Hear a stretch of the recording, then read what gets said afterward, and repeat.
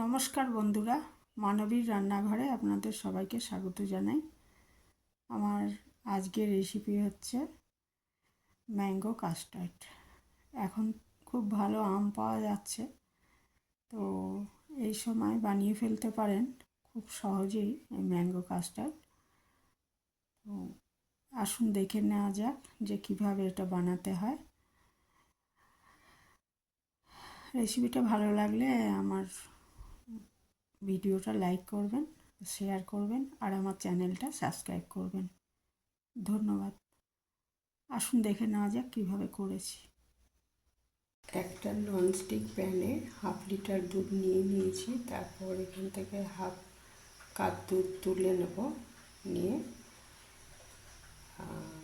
এটার 3 চামচ custard powder গুলে রাখবো একটা বাটিতে।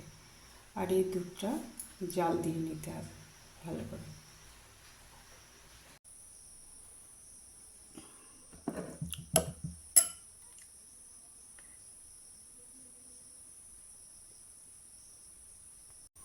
একটা বাটিতে 1/2 কাপ দুধ নিয়ে নিয়েছি, আর এর মধ্যে আমি 3 চামচ কাস্টার্ড পাউডার নিয়ে নিয়েছি। এটা ভ্যানিলা স্বাদের, আমার কাছে এটাই ছিল। যদি কারো কাছে ম্যাঙ্গো কাস্টার্ড পাউডার থাকে সেটাও নিতে পারেন, আর কাস্টার্ড পাউডার না থাকলে কর্নফ্লাওয়ারও নিতে পারেন 3 চামচ। নিয়ে এটা ভালো মতো গুলে এক পাশে রেখে দেবো। আর এরপরে দুধটা আবার জাল দিয়ে নিয়েছি। দুধটা ওই গরম দুধটার মধ্যে আস্তে আস্তে কাস্টার্ড পাউডারটা দিয়ে দিতে হবে, দিয়ে দুধটা গাঢ় করে নিতে হবে। আর দুধটা আগে জাল দিয়ে রেখেছিলাম, এবারে এই গরম দুধটার মধ্যে আস্তে আস্তে ওই কাস্টার্ড পাউডারটা দিতে থাকবো। আর দিয়ে এটাকে নাড়তে থাকবো সমানে।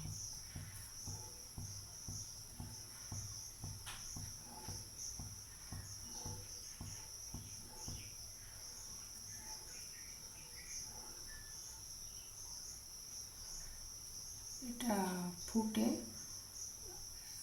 ঘন না হওয়া অবধি এটাকে জাল দেব এবং নাড়তে থাকবো এইভাবে, যাতে তলায় ধরে না যায়, লেগে না যায় তলায়।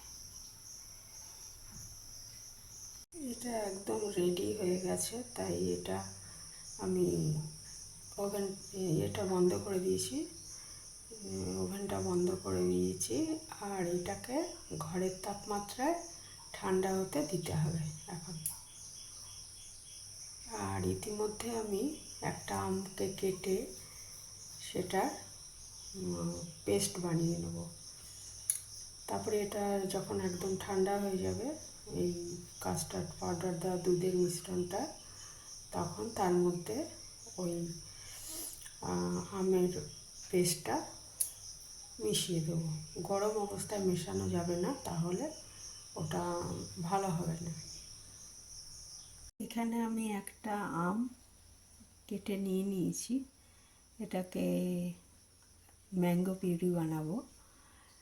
আর এটা আমটা যেহেতু খুব মিষ্টি, সেই জন্য দুধটা যখন আমি জাল দিয়েছি এই কাস্টার্ড পাউডারগুলো দুধ দিয়ে, তখন 2 চামচ চিনি দিয়েছিলাম। আমটা যদি কম মিষ্টি হয় তাহলে 4 চামচ চিনি দিতে পারেন। এবারে এটা আমি পেস্ট করে নেব।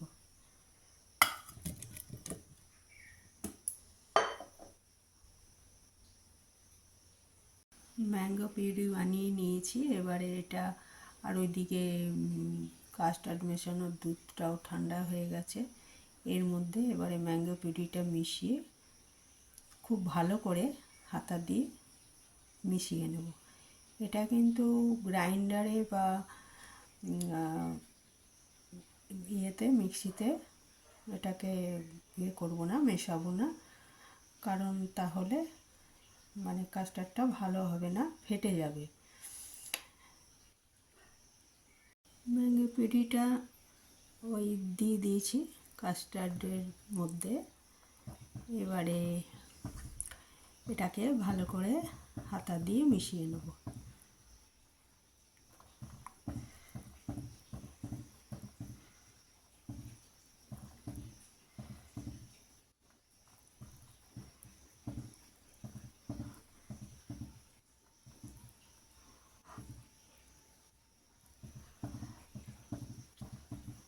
দেখুন এটা কতটা ক্রিমি হয়েছে। হ্যাঁ, খুব এটা ভালো করে মিশিয়ে তারপরে আমরা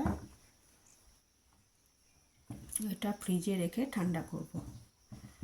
ঠান্ডা করে তারপর পরিবেশন করব।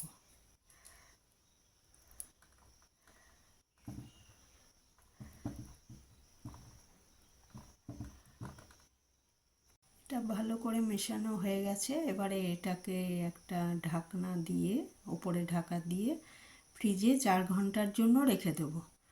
4 ঘন্টা পরে বার করে পরিবেশন করব। 4 ঘন্টা পর কাস্টার্ডটা ফ্রিজ থেকে বার করে নিয়েছি। নিয়ে এটার উপরে কিছু আম কুচি ছড়িয়ে দিয়েছি, আর দিয়েছি চেরি আর পেস্তা কুচি। আপনারা ইচ্ছা করলে অন্যান্য ড্রাই ফ্রুটসও এর উপর দিতে পারেন।